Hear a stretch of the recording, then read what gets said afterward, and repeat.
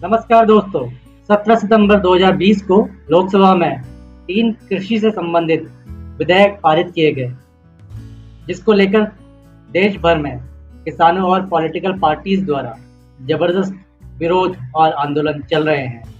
ये विरोध क्यों हो रहा है, उससे पहले हम जानते हैं कि ये बिल क्या है और इसके क्या क्या लाभ हैं। आगे बढ़ने से पहले अगर आप मेरे चैनल में नए हैं तो इसको सब्सक्राइब करें। बिल नंबर 1, किसान उपज व्यापार और वाणिज्य विधेयक 2020, the farmers produce trade and commerce bill.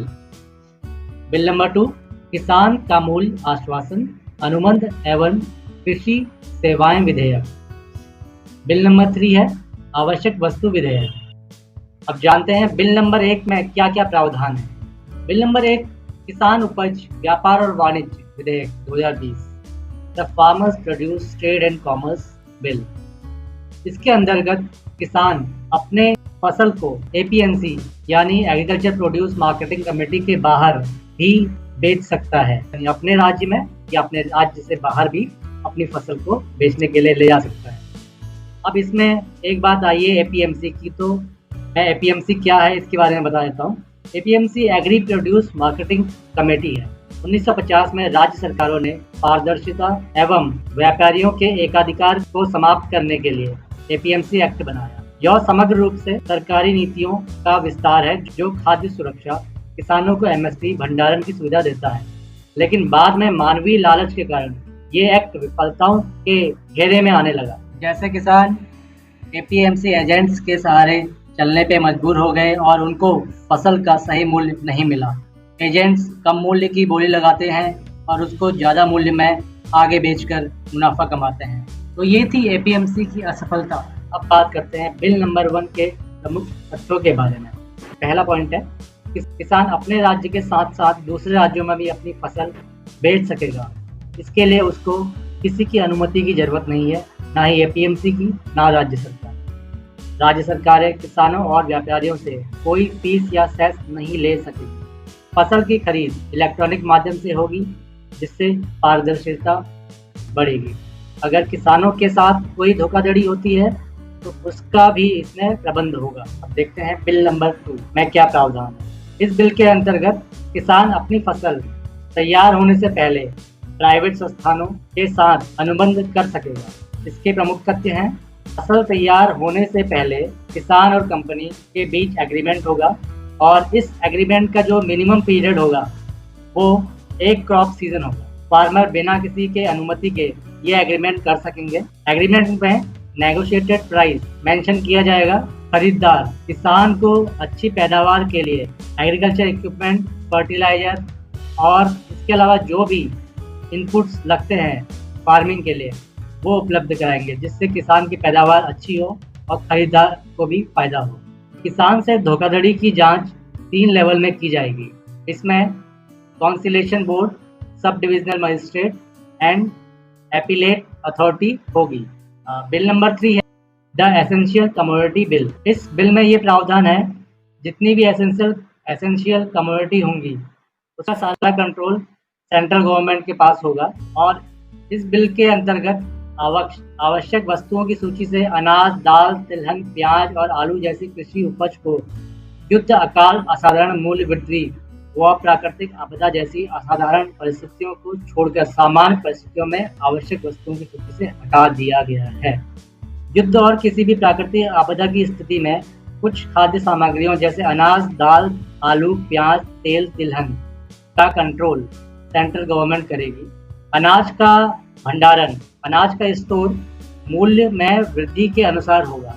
ये बिल जो लोकसभा में पारित हुए हैं, उसके पारित होने के कुछ ही घंटों बाद अनेक राज्यों में प्रोटेस्ट होने लगे, किसान सड़कों में उतर आए, पॉलिटिकल पार्टीज एकजुट हो गई इन बिल्स के अगेंस्ट में। अब हम बात करेंगे इन बिल के अगेंस्ट में प्रोटेस्ट के कारण क्या क्या है। पॉलिटिकल पार्टीज को बिल नंबर 1 से प्रॉब्लम ये है कि अगर किसान एपीएमसी के बाहर अपनी फसल बेचेंगे, सरकार को किसान और एजेंट से मिलने वाली फीस या कर समाप्त हो जाएगी, जिससे राज्य सरकारों के राजस्व में भारी गिरावट आएगी। बिल नंबर 1 से किसानों को ये कन्फ्यूज़न है कि अगर वो मार्केट से बाहर अपनी फसल बेचने जाएंगे तो उनको सही दाम मिलेगा या नहीं मिलेगा, क्योंकि अभी भी एपीएमसी है और एपीएमसी होने के बावजूद भी हमारे देश में सिर्फ 5% किसान ही एमएसपी का फ़ायदा उठा पाते हैं। 5% किसानों को ही उनकी अनाज का एमएसपी में मूल्य मिल पाता है। बाकी किसान जो होते हैं उनको एमएसपी से कम मूल्य मिलता है, जिससे उनको घाटा होता है। बिल नंबर 2 से किसानों में संशय है कि खरीदार या किसी बड़ी प्राइवेट कंपनी का उनकी ज़मीन पे कब्जा हो जाएगा। अगर किसान से वो एग्रीमेंट करते हैं कंपनी, और उस एग्रीमेंट में कुछ ऐसी बातें वो मेंशन करते हैं जो किसानों को पता नहीं चल पाती, और बाद में कुछ डिस्प्यूट होता है दोनों में, तो उनकी ज़मीन पे उनका अधिकार हो सकता है। ये किसानों में संशय है। तीसरे बिल से पॉलिटिकल पार्टीज़ को ये प्रॉब्लम है कि खाद्य वस्तुओं का वितरण कमज़ोर हो जाएगा। अगर सारा कंट्रोल सेंट्रल गवर्नमेंट ले लेगी तो राज्य सरकार के पास तो कंट्रोल कोई रहेगा नहीं, तो राज्य सरकार के भंडार में क्या रहेगा फिर? तो इससे राज्य सरकार को डाउट है या उनके मन में संशय है कि इससे अनाज, जो भी राज्य सरकारें स्कीम चलाती हैं गरीबों के लिए अनाज फ्री में उपलब्ध कराने के लिए या कम मूल्य में उपलब्ध कराने के लिए, उससे उनके वितरण में गिरावट आएगी।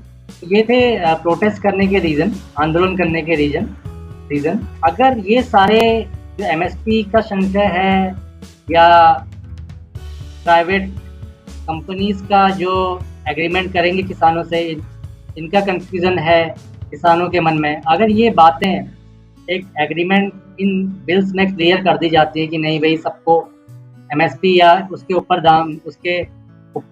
प्राइस पे ही उसकी फसल का पैसा मिलेगा, इन बिल से बहुत ज़्यादा फ़ायदा होगा हमारे देश को भी, हमारे किसानों को भी और हमारे देश को भी।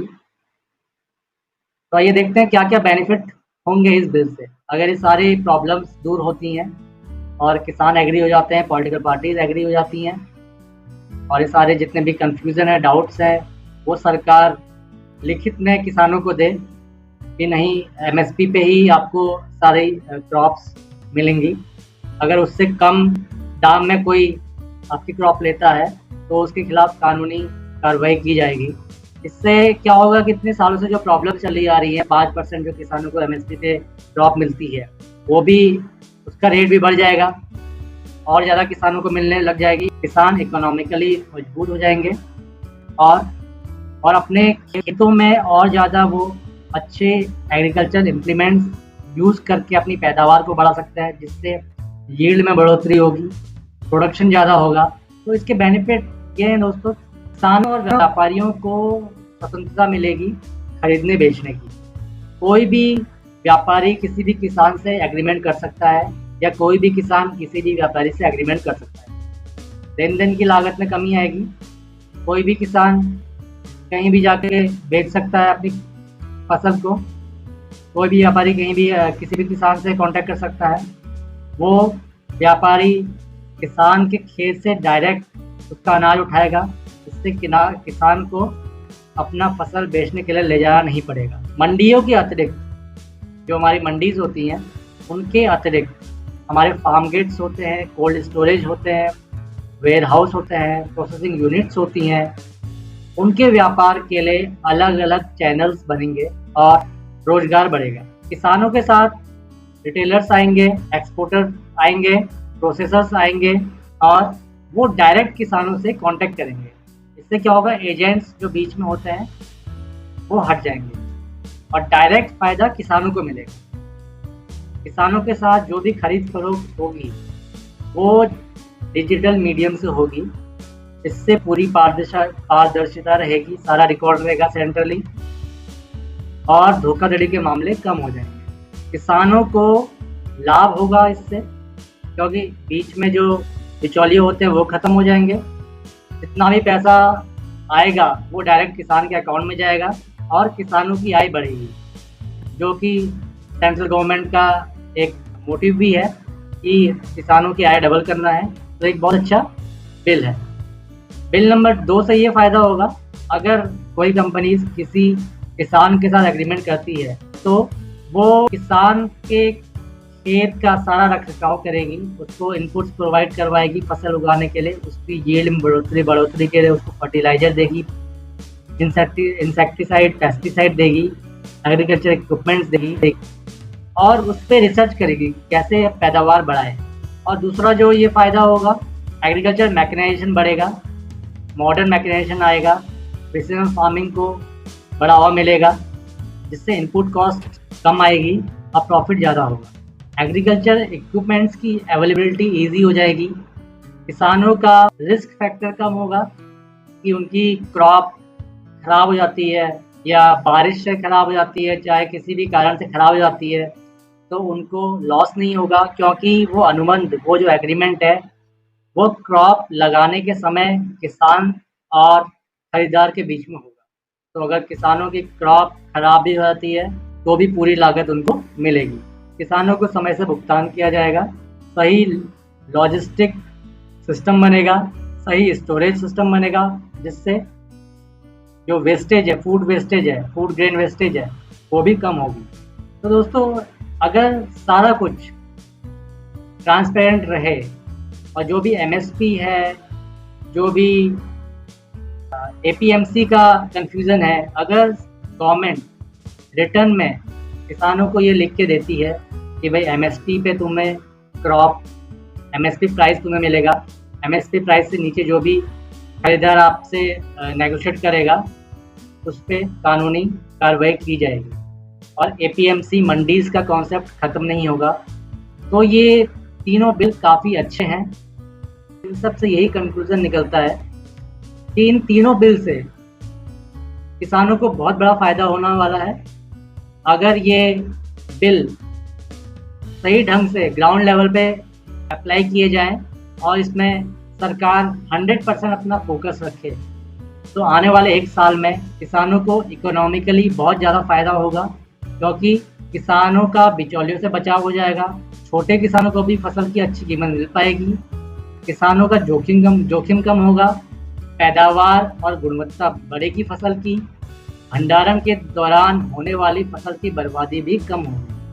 तो इन सब चीज़ों से जो इकोनॉमिकली फ़ायदा होगा किसानों को, वो बहुत बड़ा फ़ायदा होने वाला है अगर इन तीनों बिल्स को सही ढंग से ग्राउंड लेवल पे अप्लाई किया जाए और किसानों को ये एश्योरेंस दी जाए कि एमएसपी से नीचे उनकी क्रॉप नहीं बिकेगी। अगर क्रॉप बिकती है तो जो खरीदार होगा उस पर कार्रवाई की जाएगी।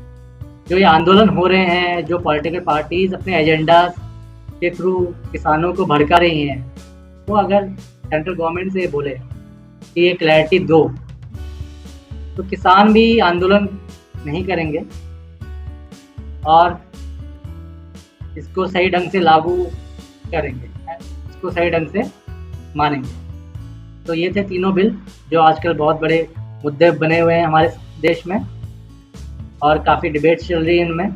आप लोगों से भी मैं अनुरोध करता हूँ कि नीचे कमेंट सेक्शन में अपने कमेंट दीजिए इस बिल के बारे में कि आपको बिल कैसा लगा और इसमें क्या क्या कमियां हैं, क्या क्या सरकार को और करना चाहिए। जय जवान, जय किसान, जय भारत।